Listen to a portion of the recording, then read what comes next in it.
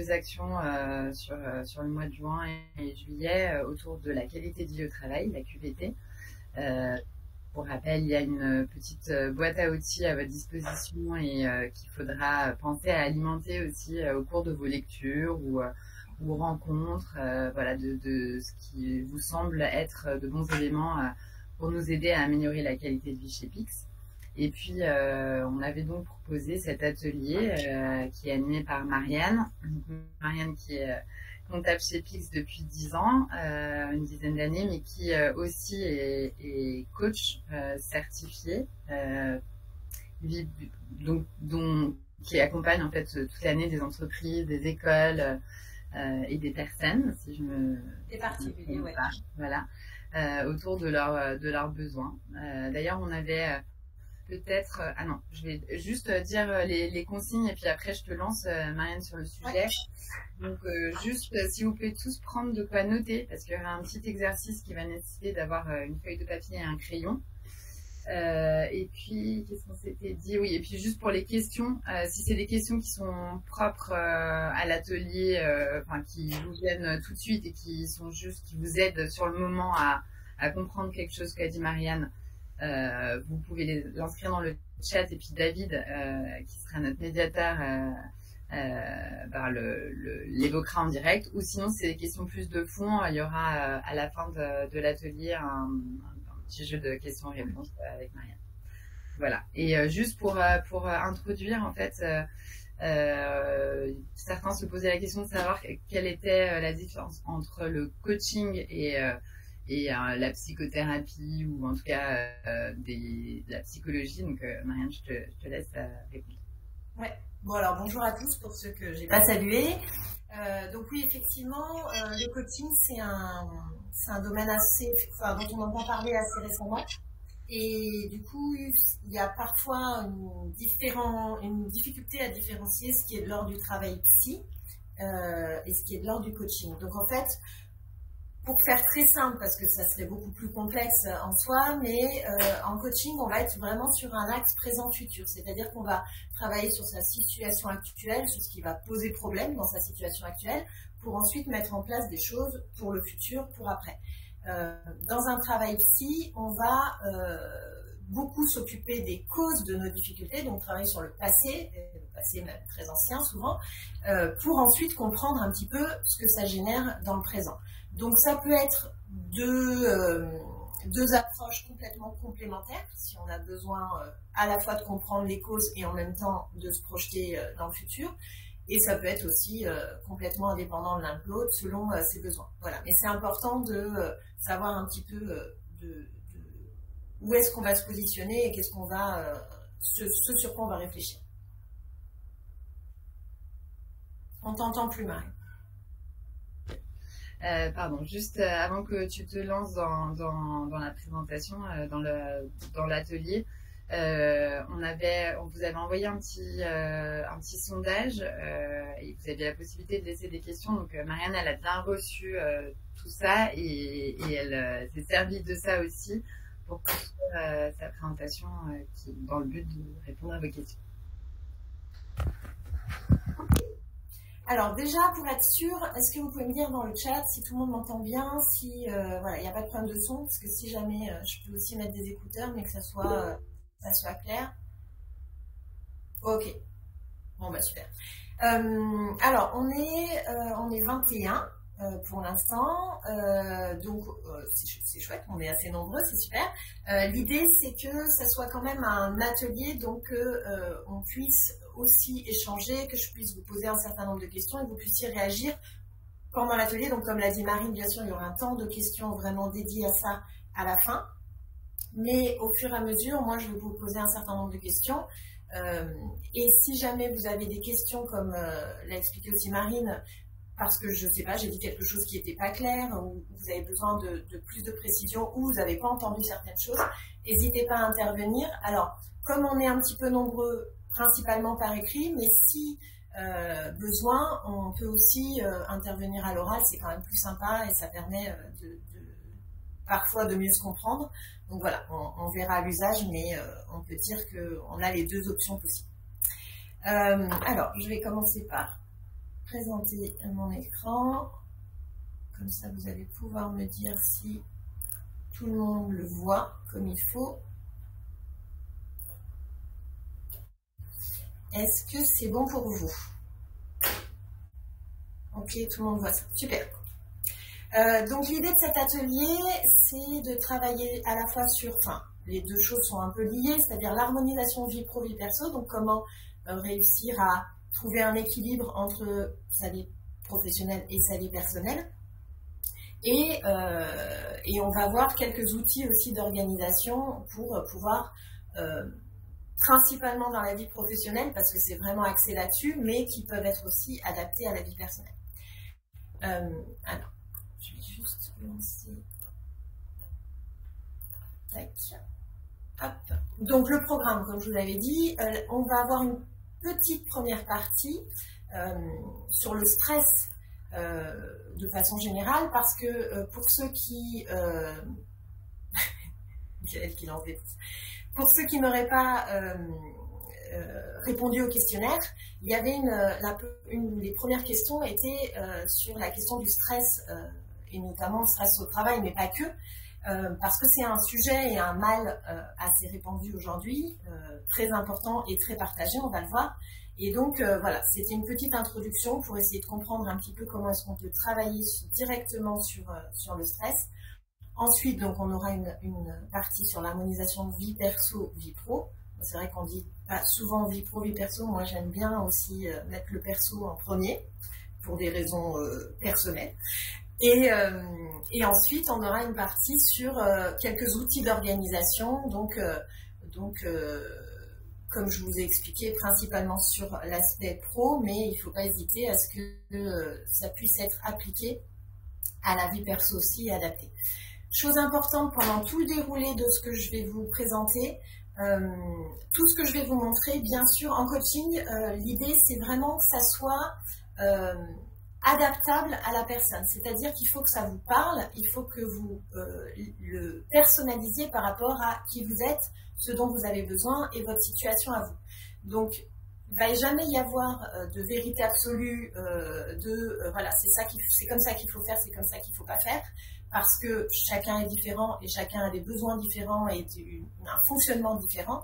Par contre, on sait certaines choses au niveau du fonctionnement du cerveau, au niveau de qu'est-ce qui va être le plus efficace ou quoi. Donc bien sûr, toujours adapté. Il n'y a pas de bonne façon de faire et de mauvaise façon de faire.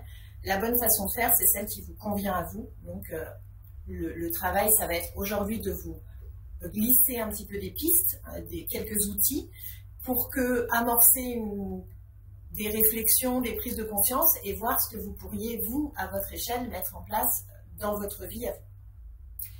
Est-ce que déjà, c'est OK pour tout le monde? Est-ce que c'est clair, cette petite intro, pour vous?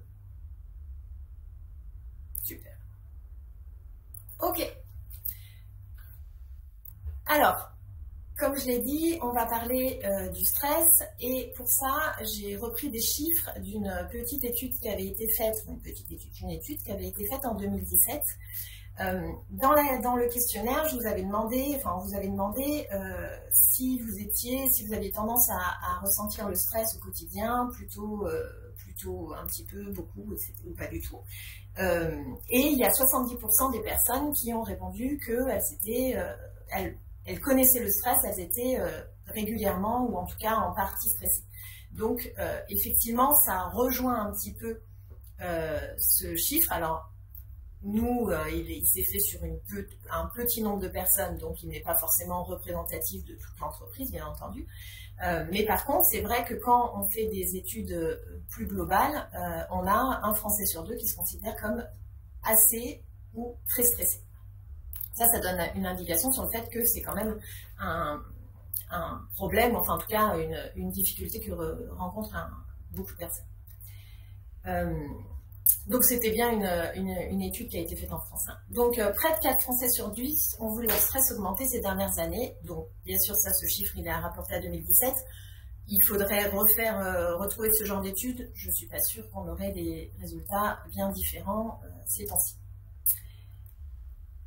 Les 3 principales causes de stress qui sont ressorties de l'étude, c'est la vie professionnelle, les problèmes financiers et la vie personnelle.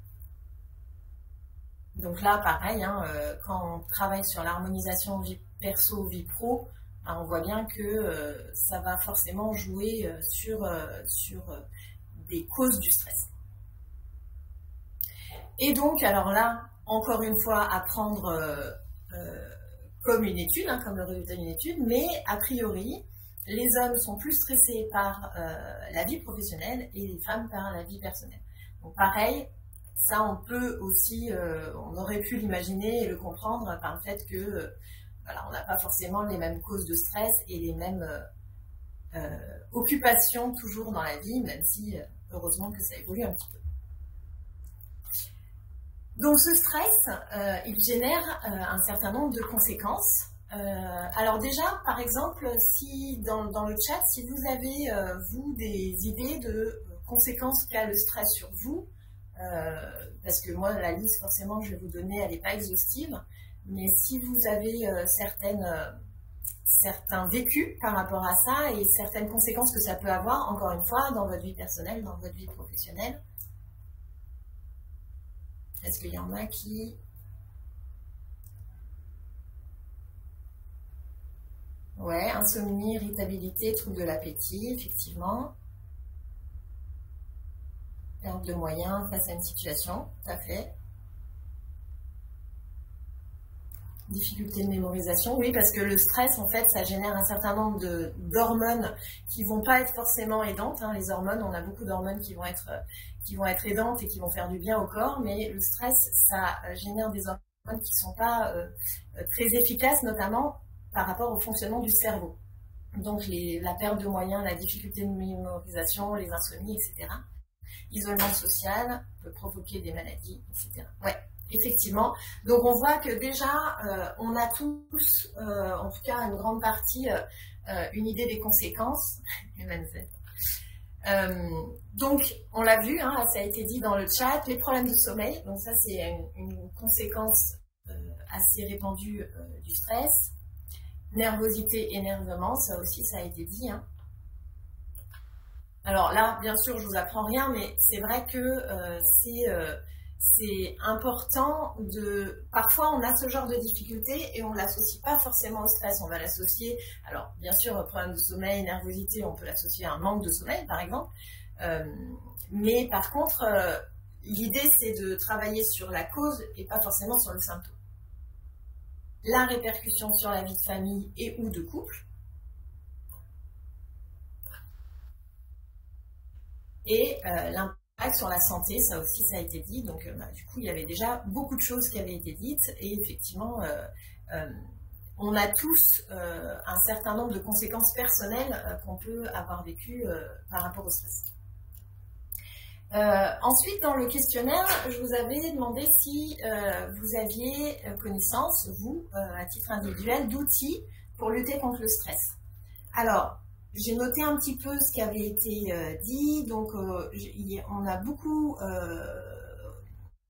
évoqué tout ce qui était respiration, méditation, le yoga, la cohérence cardiaque aussi. Je ne sais pas si c'est un outil que vous connaissez, on va en reparler.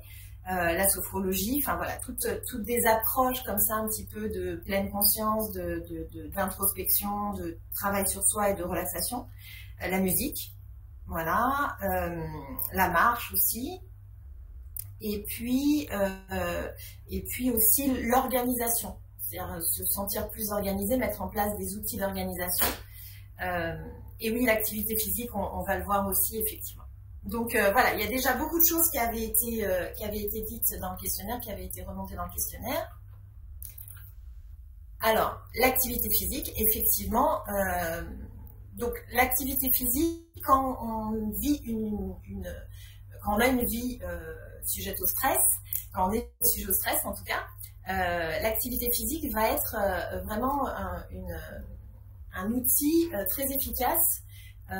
Par activité physique, je précise, on parle vraiment d'activité physique, pas forcément de sport. C'est-à-dire que l'idée, c'est de mettre son corps en mouvement, de bouger plus, il y a plein d'activités physiques qui ne sont pas du sport. Ça peut être de la marche, ça peut être faire du vélo, mais juste en balade, pas forcément du vélo de façon sportive.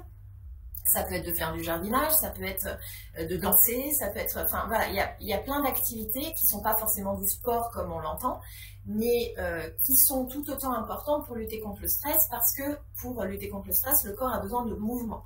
Donc, il suffit, c'est pas forcément évident, mais en tout cas, le fait de marcher un peu plus dans sa journée, d'être un petit peu plus actif, de se lever un petit peu plus souvent quand on a un travail sédentaire comme le nôtre, ça peut beaucoup aider pour lutter contre le stress. Passer du temps avec ses proches, donc ça c'est pareil, hein, passer du temps avec ses proches à condition que ce soit des proches avec qui on a envie de passer du temps, sinon ça ne fonctionne pas de la même manière, mais bien sûr, là on parle des proches qui nous font du bien, qui nous apaisent, qui nous font rire, qui nous font passer des bons moments. Donc le fait de passer du temps avec ces personnes-là et de du coup trouver du temps pour ces personnes-là, parce que c'est ça souvent ce qui a posé problème, c'est aussi efficace contre le stress. La méditation, donc par méditation, bien sûr, il y a méditation, mais aussi tout ce qu'on a vu, la respiration, la cohérence cardiaque. Alors la cohérence cardiaque, c'est un outil qui est un petit peu moins connu. C'est une technique de respiration sur un rythme particulier. Il y a plein d'applis qui font ça. Pareil pour la méditation, il y a plein de petites applis de méditation. Sachant que la méditation, c'est un outil, moi, dont j'entends beaucoup de personnes avoir une idée un petit peu fausse, c'est-à-dire que par méditation, on voit forcément une personne assise en tailleur qui bouge plus et qui écoute sa respiration et qui laisse passer ses pensées comme des petits nuages. Alors effectivement, c'est une forme de méditation qui est la plus utilisée, mais la méditation, c'est vraiment le principe de la pleine conscience, c'est-à-dire faire les choses de façon consciente, de façon présente, être dans l'instant. Donc ça peut être faire du sport. Souvent on est dans une sorte de méditation quand on fait du sport parce qu'on se concentre sur son mouvement, sur sa respiration aussi. Voilà. Ça peut être faire de la peinture par exemple. En général, quand on fait une activité manuelle, on est focalisé sur l'instant, on n'est pas le cerveau qui part dans tous les sens. Donc c'est une forme de méditation. Donc par méditation, si c'est quelque chose que vous avez envie de développer, c'est pas forcément être assis en tailleur à rien faire, ça peut l'être, mais c'est pas une obligation. S'accorder des pauses, ça on y reviendra aussi un petit peu plus tard, mais c'est important parce qu'on se rend compte que les gens stressés sont souvent des personnes qui vont pas forcément s'autoriser à prendre des pauses parce qu'elles vont avoir l'impression qu'elles vont être encore plus stressées et encore plus débordées, et on va voir que c'est souvent l'effet inverse qui se passe. Passer du temps dans la nature, on est des animaux, je ne vous l'apprends pas, et donc le fait de passer plus de temps dans la nature, ça nous permet de nous ressourcer, de nous reconnecter aussi, et donc c'est quelque chose d'efficace. Alors, on n'est pas obligé d'aller tous vivre au fin fond du Larzac, mais par contre, le fait de prendre du temps, de sortir le week-end, de passer un petit peu plus de temps dans une zone un petit peu plus végétale, ça peut aider. Et enfin, prendre soin de soi. Alors, ça a l'air tout bête, tout bisounours, mais en fait, le fait de s'accorder du temps, le fait d'écouter nos besoins, d'écouter ce qui est important pour nous, ce qui nous fait du bien, c'est essentiel pour lutter contre le stress. Est-ce que déjà, par rapport à ça, vous avez des questions? Est-ce qu'il y a des choses auxquelles vous avez pensé pendant que je présentais tout ça? Est-ce que ça vous évoque certaines choses? Vous pouvez aussi prendre la parole à l'oral, ouvrir votre micro si besoin.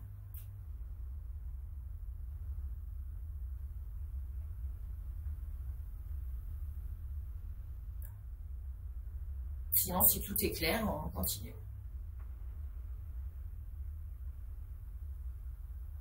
Tout bon. Super.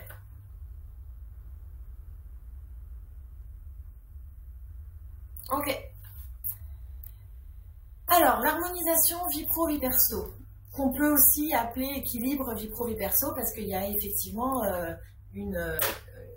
un équilibre à trouver, et encore une fois, parce que ça reprend ce que je disais au tout début, chacun son équilibre, c'est-à-dire qu'il n'y a pas de règle, il n'y a pas il faut que ma vie elle soit définie comme ça, parce que c'est bien de faire ça, c'est bien de privilégier telle ou telle chose. L'idée c'est vraiment que vous trouviez votre propre équilibre, votre propre harmonisation. Alors, c'est là où on va avoir besoin d'un petit peu que vous participiez un petit peu et que vous travaillez un petit peu sur vous. Donc, c'est un premier exercice que je vais vous proposer qui s'appelle donc les domaines de vie. L'idée, ça va être que vous réalisiez ce camembert. Hein. Alors là, bien sûr, j'ai fait du 20% partout, mais vous allez faire le vôtre. Hein. C'était juste un exemple pour que vous puissiez visualiser les choses.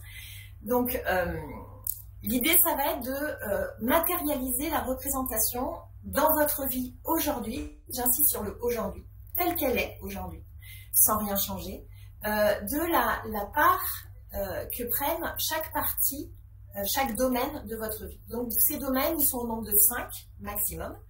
Il va y avoir le domaine personnel. Donc, le domaine personnel, c'est ce qui vous concerne, vous et vous seul. C'est-à-dire le temps que vous passez à faire des activités pour vous, seul, le temps que vous vous accordez pour faire voilà, des activités du sport, d'autres choses, d'autres moments, rien faire même, parce que c'est important aussi.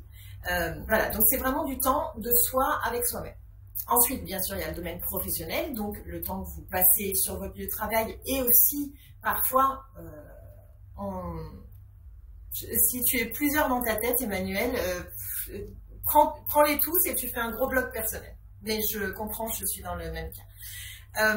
Donc professionnel, c'est ce qui concerne le travail au sens large, c'est-à-dire que ça peut être aussi le temps que ça vous prend de déconnecter quand vous êtes chez vous. Voilà, c'est vraiment la part que prend le professionnel. La famille. Par la famille, c'est ce que vous mettez dans la famille. Il n'y a pas de définition. C'est pas forcément les parents, les cousins, les machins, les enfants. Enfin voilà, c'est vraiment ce que vous identifiez comme la famille, comme étant le noyau que vous avez envie à dédier, où vous avez envie de dédier du temps. Le couple, le temps, enfin, la part du temps que vous dédiez à votre couple. Là, ça va faire partie du domaine, si ce n'est pas un domaine qui vous parle et si ce n'est pas un domaine qui vous concerne, et ben vous ne le mettez pas. Si par exemple vous êtes célibataire mais que c'est quand même un domaine qui vous concerne, et ben c'est le temps que vous dédiez à ça, donc je sais pas, rencontrer des personnes, à discuter, mais encore une fois, c'est un domaine qui n'est pas forcément présent chez tout le monde, donc voilà. Et le social, c'est tout le reste. C'est-à-dire, c'est faire des amis, c'est faire, je sais pas, de l'associatif, faire de l'humanitaire. Voilà, c'est avec les autres, donc c'est sans vous tout seul ou toute seule, sans travailler, sans la famille et sans le couple. Donc moi, ce que je vous propose là, c'est de vous laisser 5 petites minutes pour faire ce petit camembert avec, encore une fois, votre répartition aujourd'hui dans votre vie. Pas besoin de mettre les pourcentages, hein. L'idée c'est vraiment que ça soit visuel et que vous mettiez plutôt des parts de camembert plutôt que du pourcentage. Et encore une fois, aucune bonne réponse, aucune mauvaise réponse. C'est vraiment votre répartition à vous, sans jugement.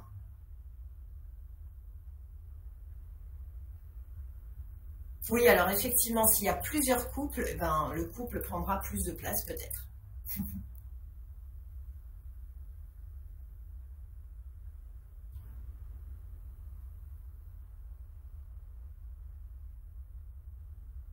Donc prenez votre temps de vous poser ces questions-là et puis n'hésitez pas si vous avez des questions à les poser. Et si jamais, quand vous avez fini, vous pouvez mettre un petit message pour que je vois comment ça avance.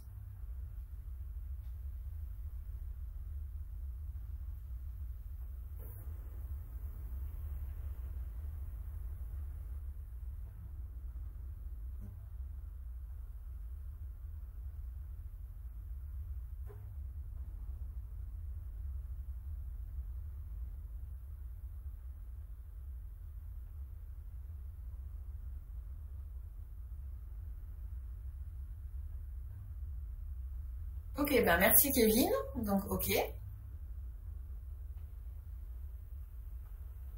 Pour les autres, super si vous avez envie de partager, c'est chouette parce qu'on va pouvoir voir qu'il y a plein de choses différentes. Après, si vous n'avez pas personnellement envie de partager, c'est ok aussi. Si vous voulez le garder pour vous, c'est ok aussi.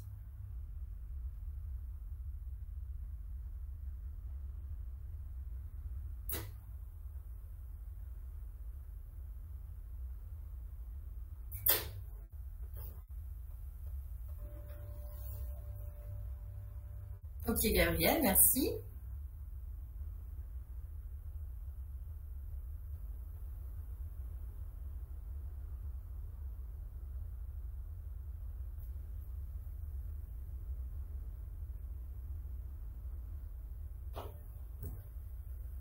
Pour les autres, est-ce que c'est bon? Est-ce que vous avez encore besoin d'un petit peu de temps? Ok, Maëlys, merci pour le partage.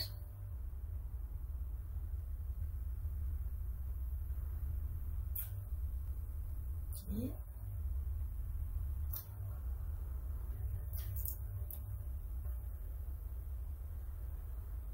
Merci Emmanuel. Et donc déjà on voit que déjà les répartitions, que voilà, super Margot, Eliès, merci pour le partage. Donc l'idée c'est vraiment de voir que, Gaëlle aussi, merci, que c'est hyper variable. Encore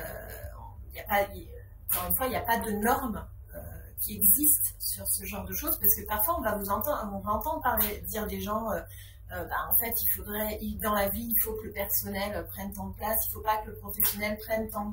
Mais en fait, il n'y a pas de bonne réponse à ça. C'est vraiment, voilà, ce qui existe et ce qui vous convient. Donc là, on est sur ce qui existe et on va voir, bien sûr, ce qui vous convient. Merci, Joris. Est-ce qu'il y en a qui ont besoin encore d'un peu de temps? Ou est-ce qu'on peut passer à la deuxième partie?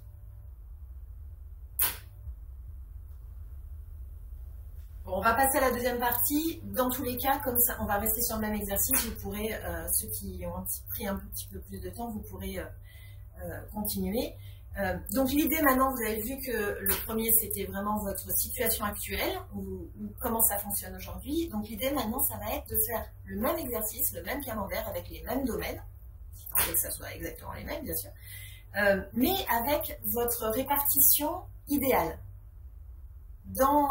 Avec un minimum de contraintes possibles, ça serait quoi? Comment est-ce que vous aimeriez que les choses soient réparties? Et bien sûr, à l'issue de ça, c'est de pouvoir un petit peu comparer les choses. Donc, il peut y avoir, bien sûr, heureusement, des personnes où c'est sensiblement la même chose et où, du coup, ça veut dire que ça fonctionne très bien et c'est super. Et puis, il y a des personnes où on va se rendre compte qu'il y a une partie qui, encore une fois, pour la personne, prend trop de place, ou une autre qui n'est pas assez présente. Et donc, on va voir quels ajustements on va pouvoir faire par rapport à ça. Alors, non, on ne peut pas dépasser les 100% parce que sinon, Gabriel, parce que sinon tu vas te retrouver, ça va être compliqué de pouvoir comparer les deux. Si tu étais à 100% déjà au début. Désolée. Et merci Jules pour le partage.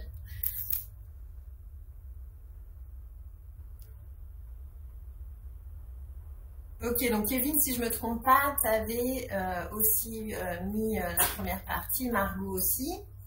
Donc là, vous pouvez commencer à voir si quelles sont les grosses différences que vous voyez et qu'est-ce que ça vous évoque en fait, qu'est-ce que vous en pensez de pouvoir projeter ça. Et yes, ok, qui avait aussi donné la première partie.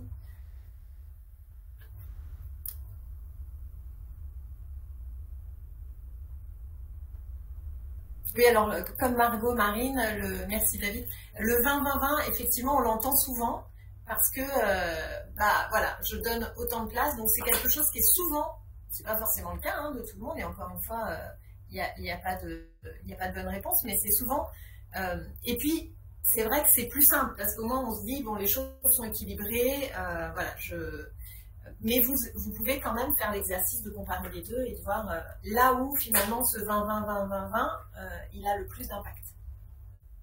Emmanuel, ok, Gabriel, du coup t'es à 100 ou pas? Ah, Gabriel a mis un 0 à professionnel, c'est intéressant ça.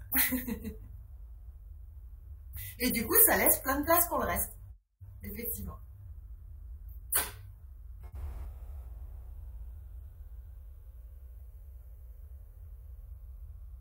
Ok. Est-ce qu'il y a encore besoin de temps pour les autres, histoire qu'on puisse aussi travailler sur les outils? Et là, cet exercice, c'est un exercice pour certaines personnes qui va vraiment faire prendre conscience de certaines choses qui sont à modifier. Parce que c'est vrai qu'au quotidien, on ne se pose pas forcément et la question de où j'en suis aujourd'hui et la question de qu'est-ce que j'aimerais changer. Ouais, c'est ça. Mais pourquoi pas changer de vie? Il n'y a pas de problème. Et droit à la paresse, moi je valide aussi. Hein. Ok. Alors, quand vous avez fait ce petit exercice de comparaison et de qu'est-ce que ça m'évoque, qu'est-ce que ça dit de ce qui a modifié, je pense qu'il est au bon endroit, on va pouvoir réfléchir aux actions qu'on pourrait mettre en place pour tendre vers cette nouvelle répartition. Donc, par action, donc, il va y avoir de 1 une liste d'actions et une date de mise en place. Donc, effectivement, si vos actions sont, prenons un exemple qu'on a vu, je ne veux plus travailler, cette action, ça peut être une action possible, bien sûr, c'est possible en soi, c'est compliqué mais c'est possible, mais par contre ça ne va pas forcément être une action qu'on va mettre en place demain, sauf si on n'a pas forcément l'info encore. Mais c'est une action qui va demander du temps, de l'organisation, etc. Donc cette date de mise en place, elle va être peut-être un peu plus future. Par contre, si mon action, c'est que je me rends compte, par exemple, que à partir de la semaine prochaine ou de la rentrée, j'ai envie de, par exemple, partir à 18h30 tous les soirs du travail et de ne pas rester pendant des heures et des heures parce que, encore une fois, parce que ça ne me pose problème à moi, ça va être une date de mise en place qui va être plus récente, plutôt dans le temps. Donc voilà, quelles sont les actions? Alors là, vous pouvez commencer à réfléchir, mais c'est un travail qui va vous demander forcément un petit peu de temps et de réflexion, mais de vous noter ça, de bien garder ces deux répartitions et de pouvoir noter les actions que vous pourriez mettre en place. Et bien sûr, cette répartition, celle que vous avez fait, la répartition idéale, elle peut être amenée à évoluer aussi, parce que on évolue tout le temps et on peut changer d'avis, considérer que finalement on a besoin de plus de temps pour telle ou telle chose. Donc voilà, c'est vraiment un outil que vous pouvez faire vivre, que vous pouvez continuer à utiliser et à voir évoluer, et voir aussi quand vous mettez des actions en place, au bout de quelques temps, si vous refaites l'exercice, est-ce que les lignes ont bougé, est-ce que la répartition est toujours la même, ou est-ce que ça a pu vous aider à tendre, en tout cas, ou même atteindre votre répartition cible. Ok. Est-ce que c'est ok pour tout le monde? Est-ce que ça vous parle, ce type d'exercice? Est-ce que ça vous permet un petit peu de mieux, en tout cas, de mieux appréhender, de mieux visualiser les choses? Ok, Maïlis. Ok, super.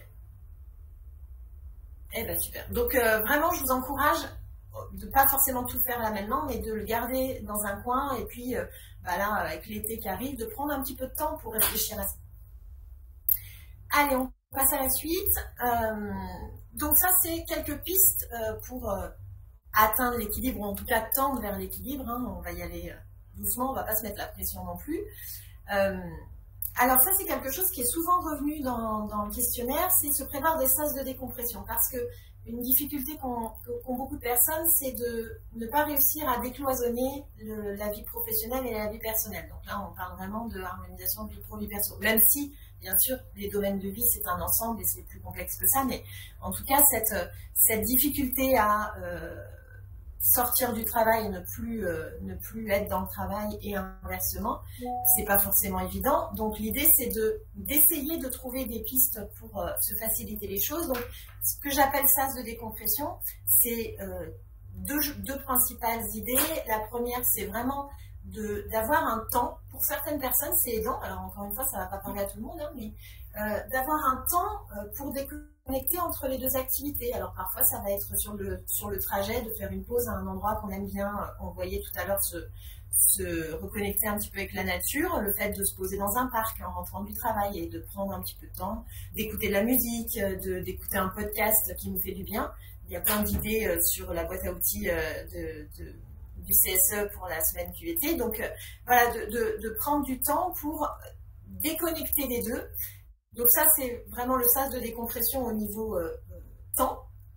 Et il y a aussi de trouver aussi, ça peut être des actions à mettre en place par rapport à l'exercice d'avant, mais ça peut être, par exemple, j'enlève toutes les notifs sur mon téléphone de ma boîte pro quand je suis chez moi. C'est-à-dire que je peux toujours avoir accès à mes mails, mais je ne vais plus avoir de notifs ou de pop-up toutes les 5 minutes à chaque fois que j'ai un mail pro. Il n'y a aucune obligation à avoir ça, encore une fois, si vous êtes OK avec ça et que ça vous permet pas ça vous gêne pas et ça vous déséquilibre pas. Mais par contre, pour les personnes qui ont du mal, c'est trouver comment, voilà, quels vont être les petits outils qui vont me permettre de passer de l'un à l'autre. Encore une fois, le physique, le temps. Par exemple, j'ai des personnes qui, quand elles arrivent chez elles prennent 15 minutes pour lire. Voilà. Et c'est le moment dont elles ont besoin pour couper du travail. Donc, encore une fois, il n'y a pas de recette miracle, il n'y a pas de recette type qui va fonctionner pour tout le monde. Et d'avoir cette idée de qu'est-ce qui me fait du bien, moi, pour couper un petit peu. Ensuite, se simplifier les choses. Alors, ça a l'air un peu évident comme ça, d'où les guillemets, mais c'est d'essayer de trouver, quand on a des problèmes d'organisation notamment, d'essayer de faire au plus simple. Parce que souvent, on va essayer de se rajouter des idées, des nouvelles actions, des nouvelles choses à mettre en place, et on va oublier que parfois, en fait, il suffit d'aller à l'essentiel, d'aller au plus simple. Moi, j'ai un exemple que je donne souvent parce qu'il a été particulièrement marquant avec la personne avec qui j'ai travaillé. C'était une jeune maman qui avait un enfant en bas âge et qui passait son temps à faire le ménage chez elle parce qu'elle voulait que tout soit propre parce que le petit crapahutait partout. Et en fait, au fur et à mesure de sa réflexion, elle a pensé à demander aux gens qui venaient chez elle d'enlever les chaussures. Alors comme ça a l'air évident pour plein de personnes de dire bah oui, effectivement, si on met pas les chaussures, ça fait moins de ménage à la maison. Mais juste, elle n'y avait pas forcément pensé. Ça veut pas dire qu'elle n'était pas suffisamment câblée pour penser à ça. C'est juste que l'ensemble des choses qu'elle avait en tête ne l'avait pas permis de se prendre le temps juste de réfléchir à ça. Donc parfois, et souvent, on se rend compte que les choses les plus aidantes ne sont pas forcément les plus complexes. Donc voilà, d'avoir cette idée de qu'est-ce que je pourrais faire pour rendre les choses plus simples. Je ne sais pas, par exemple, j'ai une organisation au niveau du rangement chez moi qui est complexe. Qu'est-ce que je peux simplifier? Qu'est-ce que je peux faire comme tri pour que les choses soient plus claires, plus simples et plus minimalistes pour certains, pour que je gagne aussi du temps et que je m'en dégage pour des choses plus importantes. Penser à soi, on l'a vu tout à l'heure, ne pas s'oublier, prendre du temps pour soi, parce que souvent, plus on a de choses à faire, plus on va vouloir en faire pour les autres, et on va se rendre compte qu'on a tendance à s'oublier soi-même, et que du coup, l'équilibre, il sera jamais présent si on ne pense pas aussi à nos besoins et à les remplir. Donc ça, dans notre société, c'est parfois perçu comme quelque chose d'un peu auto-centré, d'un peu égoïste, mais au contraire en fait, c'est-à-dire que si on est équilibré nous avec nous-mêmes, du coup notre énergie elle est aussi beaucoup plus disponible pour les autres. Donc c'est tout sauf égoïste. Et s'organiser, mieux s'organiser, alors on l'a vu un peu dans d'autres choses, mais là on va rentrer un petit peu plus dans le vif du sujet sur l'organisation. Donc s'organiser, mieux s'organiser. Donc quelques petits outils pour mieux s'organiser. Alors un premier outil que vous connaissez peut-être, parce que c'est quelque chose qu'on voit, enfin qui est souvent abordé notamment sur tout ce qui est formation, d'organisation et de classement des tâches, c'est la matrice d'Eisenhower. Donc c'est une matrice qui permet de répartir les tâches selon leur urgence et leur importance. Et pour les tâches qu'on va classer dans telle ou telle case, on va pouvoir voir ce qu'on peut en faire. Donc encore une fois, j'insiste, mais c'est important, c'est un outil, c'est très cadré, c'est comme ça et pas autrement, mais à vous de l'adapter à vos besoins et à votre organisation à vous, bien sûr. Donc la première partie, ça va être les tâches qui vont être non urgentes et non importantes. parce qu'on a tous des to-do list à rallonge avec plein de choses et parfois on se rend compte qu'il y a quelque chose qui traîne depuis des mois et des mois et des mois et c'est pas juste qu'on traîne à le faire parce que c'est compliqué ou parce qu'on n'a pas le temps ou parce que ça nous éclate pas de le faire, mais juste parce qu'en fait finalement, on peut se poser la question, est-ce que vraiment c'est toujours d'actualité, parce que parfois ça évolue, parce qu'on a fonctionné, on a fait d'autres choses qui peuvent avoir rendu ça obsolète. Donc voilà, ça peut être de se dire, mais cette tâche-là qui traîne, cette tâche qui est finalement pas très urgente et pas importante, est-ce que ça vaut toujours le coup que je la garde en tête? Donc ça, c'est la première case. Ensuite, il y a ce qui est urgent et non important. Il y a une idée d'urgence, mais c'est pas forcément important que ça soit moi forcément qui le réalise. Donc là, ça peut être ce genre de tâches, c'est des tâches qui sont propices à être déléguées. Alors, si tant est qu'on puisse avoir quelqu'un pour les déléguer, bien entendu. Mais en tout cas, voilà, ça peut être une piste de réflexion. Ensuite, il y a les tâches qui sont non urgentes, mais importantes. Donc là, le travail, ça va être de les planifier, c'est-à-dire de travailler là pour le coup avec un agenda et de pouvoir voir quand est-ce que je vais pouvoir fixer ce genre de tâches-là. Et puis, les tâches urgentes et importantes, et ben là, il n'y a pas trop d'autres solutions. Oui, Margot, je pourrais vous envoyer la présentation. Donc oui, il n'y a pas trop d'autres solutions souvent que de les faire, mais au moins ça permet de les hiérarchiser et donc peut-être de se concentrer sur ces tâches-là en priorité et de laisser les autres, soit de les planifier, soit de les déléguer quand on peut, soit de les éliminer si elles sont obsolètes. Est-ce que ça c'est un outil que vous aviez déjà vu passer ou même que vous utilisez parfois? Non, ok. Ah, Jules, on connaît, ok, David, ok. Ouais, c'est un peu les deux, ok. Donc ça, ouais, bah voilà, Kildin, oui, mais pas utilisé parce que on l'oublie et aussi, moi, je trouve qu'on l'oublie parce que comme il est très cadré, on a du mal à l'appliquer. Mais c'est vrai que ça peut valoir le coup de l'adapter à nos tâches à nous, qui sont pas forcément les mêmes pour tout le monde, et de voir comment est-ce qu'on peut un petit peu réorganiser les choses.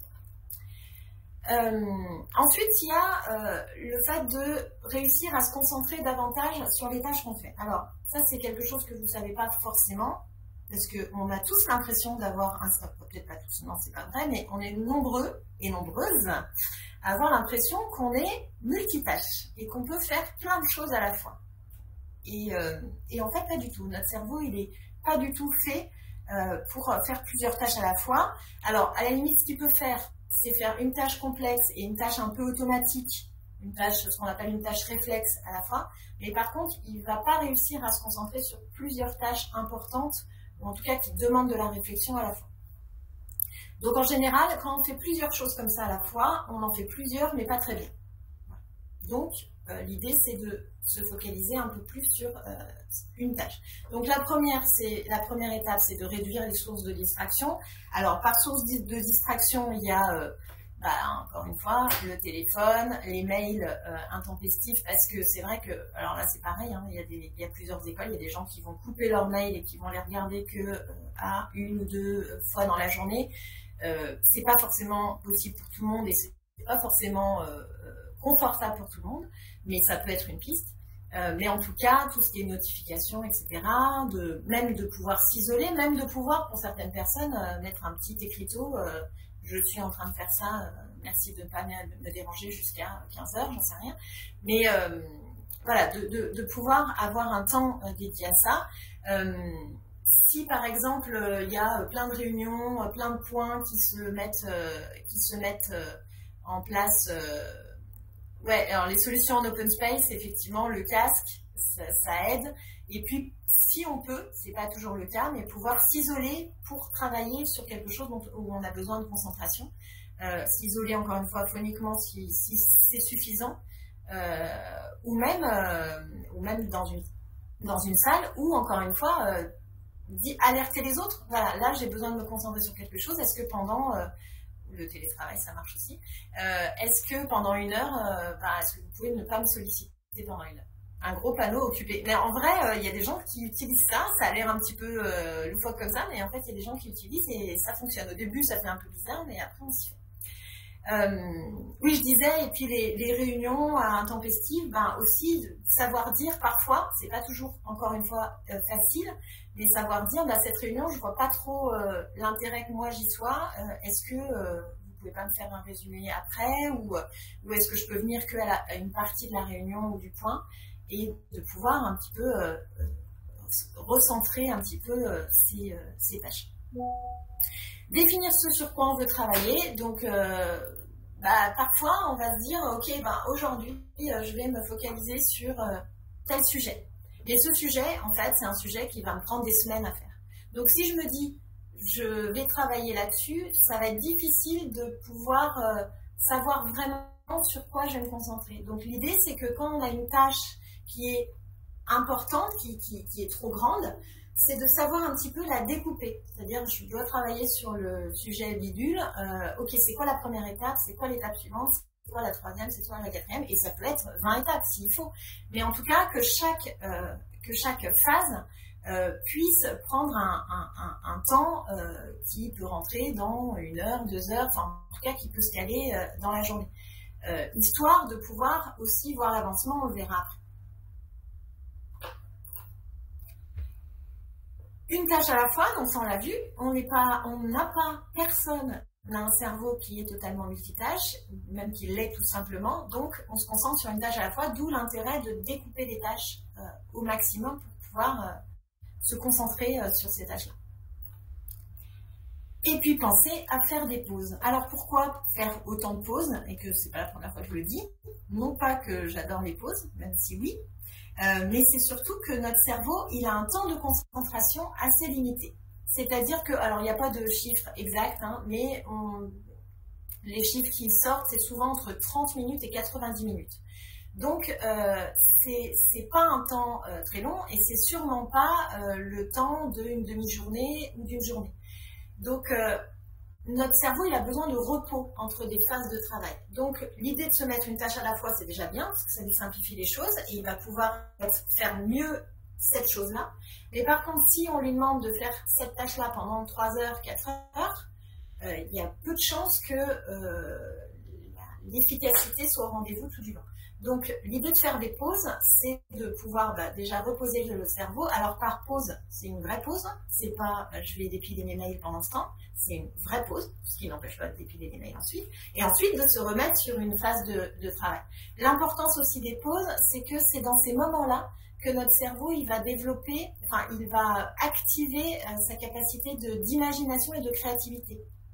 C'est pas dans les phases de concentration, c'est plutôt, je ne sais pas si c'est quelque chose qui vous parle, mais souvent on va faire un tour, on est sur quelque chose qui nous prend un petit peu la tête, on va faire un tour, on va se promener, on va faire autre chose, et d'un coup, pouf, on a l'idée qui nous vient. Et donc ça, c'est pas une coïncidence, c'est que c'est dans ces temps de pause où on va laisser le cerveau se reposer de cette concentration qu'on lui a demandé, et c'est là où il va laisser émerger des idées qu'on n'avait pas forcément identifiées avant. Donc, non seulement ça repose le cerveau, mais en plus, ça peut être, et c'est souvent très aidant, et donc renforcer notre efficacité, notre efficacité, notre temps d'efficacité sur la tâche. Un dernier outil que je voulais partager avec vous, et après on pourra reprendre s'il y a quelques questions, c'est l'idée de se focaliser sur un nombre très réduit, parce que ça peut faire peur comme ça quand il y a marqué 3 tâches par jour, mais très réduit de tâches à effectuer chaque jour.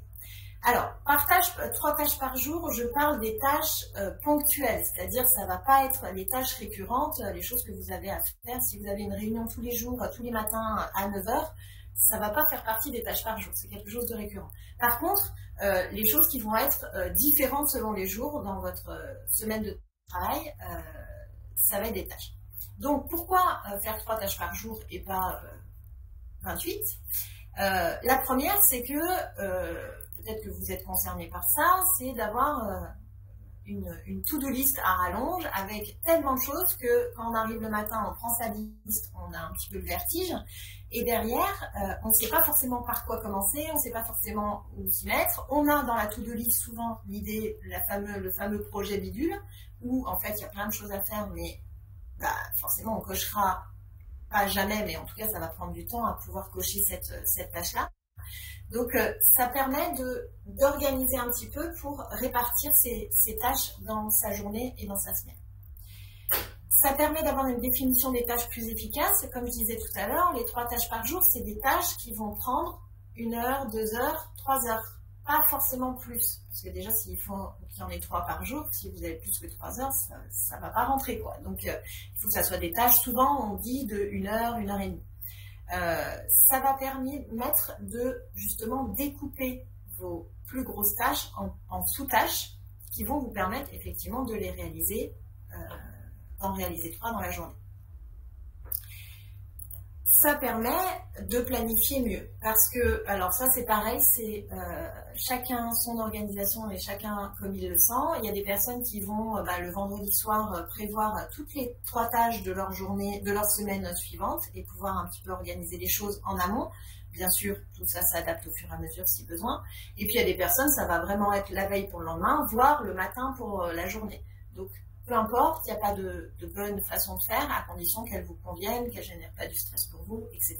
Si finalement, planifier à outrance, ça vous stresse à l'avance, voire le lendemain pour la veille, ouais, ça peut aussi, mais là du coup, ça peut générer du stress, effectivement. Mais en tout cas, voilà, c'est à vous de voir ce qui est le plus parlant pour vous et ce qui vous convient le mieux. Et la satisfaction en fin de journée, pourquoi ? Parce que clairement, ça c'est de la récompense du cerveau. Le cerveau il a besoin de récompense. Si vous avez une tâche, une to-do list avec 20 points à réaliser et que vous en faites que 3 dans la journée, vous allez être déçu, vous allez vous dire j'avance pas, il m'en reste encore 17. Si vous en avez fixé 3 et que vous en faites 3, du coup la satisfaction elle est au rendez-vous parce que c'est ce à quoi vous étiez engagé envers vous-même, vous avez réalisé vos tâches et finalement vous voyez l'avancement. Et aussi, si finalement, pour une raison ou pour une autre, vous n'avez fait que 2 tâches parce que vous avez été interrompu, parce que vous aviez mal défini les tâches et donc il y en a une qui vous a pris plus de temps que prévu, c'est pas la même chose psychologiquement d'en avoir fait 2 sur 3 que 2 sur 18. Donc, encore une fois, ça permet de jouer sur le besoin du cerveau à être récompensé de ses efforts et donc à se sentir gratifié à la fin de la journée. Et de la même manière, 3 tâches par jour, bien sûr, si à la fin de mes 3 tâches, il est 15 heures, alors j'ai le droit de partir si j'ai envie parce que je considère que mon travail est fait. Mais en tout cas, si je me dis, en fait, j'avais visé un peu short et donc je vais pouvoir aller piocher dans ma to-do list, mais du coup, j'aurai quand même un sentiment de satisfaction parce que j'aurai atteint ce à quoi je m'étais engagée d'atteindre. Voilà pour moi, voilà les outils que je voulais vous présenter aujourd'hui. Donc l'idée encore une fois, c'était vraiment que vous puissiez piocher parmi tout ça et en faire vous votre marché là-dedans et voir ce qui vous parle, ce qui peut fonctionner pour vous et comment ça peut fonctionner pour vous parce que bien sûr tout le monde n'a pas exactement la même façon de fonctionner, mais ça permet d'avoir des idées, des pistes et ensuite avec le petit exercice des domaines de vie et tout ça, de voir un petit peu qu'est-ce qui peut être adapté dans votre quotidien, au travail, mais aussi, on a beaucoup parlé d'exemples professionnels, mais bien sûr, tout ça peut être complètement appliqué au domaine personnel aussi, parce qu'on a 2-3 tâches aussi dans sa vie personnelle. Est-ce que vous avez des questions par rapport à tout ça? Est-ce que c'était clair pour vous? Est-ce qu'il y avait des choses qui manquaient et que vous avez besoin de précision? Voilà, allez-y. Et là, encore une fois, soit par écrit, soit vous pouvez allumer votre micro si c'est plus simple.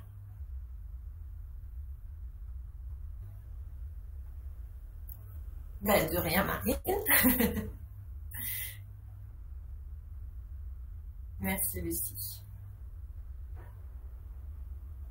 Ok, est-ce que vous voyez dans tout ce que je vous ai présenté ça, déjà des choses que vous pensez pouvoir appliquer, adapter encore une fois pour vous, mais Est-ce qu'il y a des choses qui vous ont parlé, que vous pensez que ça va vous être utile?